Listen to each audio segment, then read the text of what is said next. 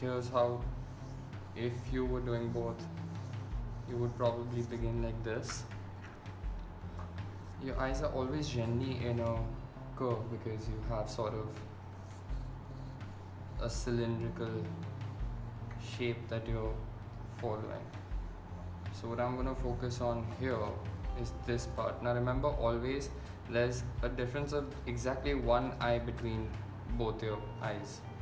So if you're drawing an ellipse this big, if you want to imagine where your second eye is actually going to come, draw in a third eye in between of the same size to kind of get that right. Now after getting this, I'm quickly going to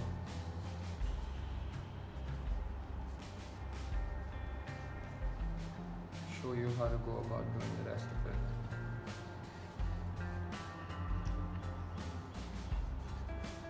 Now I have this. Now I'm going to move on to doing the inner part. So I've kind of, what I'm going to do is I'm going to create guidelines for myself. So for example, if you're not directly able to draw the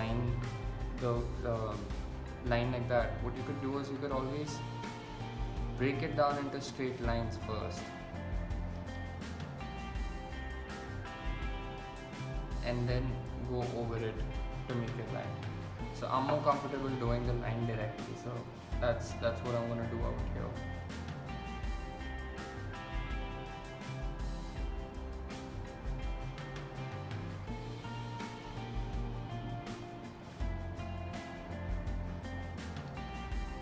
If you're doing the line directly, remember that you have to constantly keep looking at the picture and of course your drawing paper, but it would be best if you did not lift your pencil and instead just slowly and steadily continued drawing. That will kind of give you a continuity in trying to get your line. Now this is the basic shape. Now notice what I've done is I've not drawn the eyeball first. What I'm going to do is I'm going to bring that in later. That's just my own personal technique because I find that more comfortable. Sometimes what happens is when I draw the eyeball first, I tend to then focus a lot more on the circle. Now I'm going to go into the other line. So the immediate line that I see, which is more like a shadow, it's not exactly a line, but I'm still going to capture it as a line because it's then slowly going to help me build the eyelid. That's line number 1. Then I see line number 2, which merges in the main line, which is line number 3 as I see it. And that goes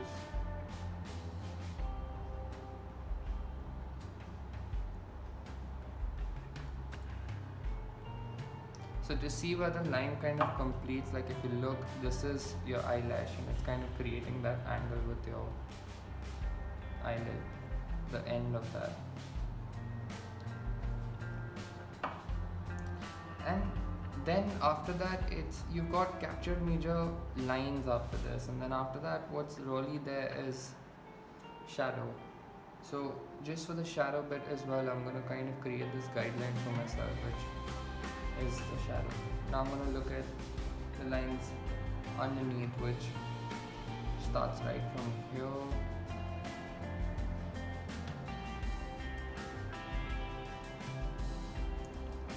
That's one, which has a line also going out from there. That's 2. That's 3. Now this that I do was, it's still under your eye, and then this is somewhere which is towards the bridge of your nose, and then this initial line which comes in by your eyebrows.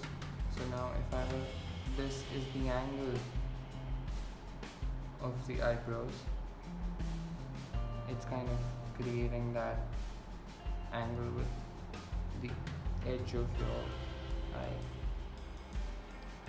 and then if you want to get the shape of that, I'm again going to compare it with this particular point, and this is where I see your eyebrow starting. So your shapes comes in from here,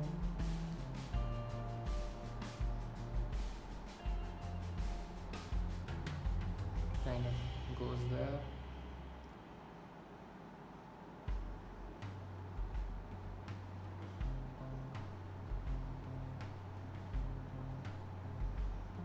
So that's it. Once I do that, to make life simpler, I'm just gonna erase all the extra lines that I don't exactly need. That was a guide for the shadow that I created, but I still erased it because I don't want it to confuse me when I'm actually doing the shading. So once you get this is when you start moving on to shading. Now shading, remember, you can start from here, you can start from here, wherever you want. What I generally like doing is I start from the eyelid. Now first thing that I always do is I darken the lines, because the lines are generally the darkest.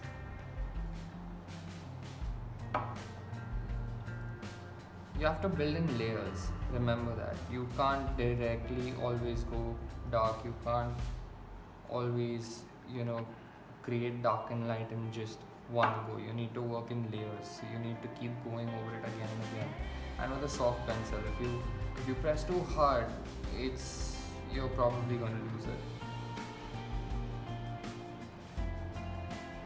I'm not going to do the whole thing and show it to you, because you've done value exercises before, but because I'm seeing a little bit of trouble out there in the way you're doing it, I'm just showing it to you. Just notice how softly I'm doing this.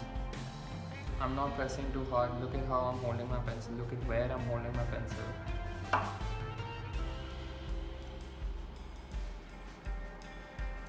If you do it this softly, you might not even need the paper stump.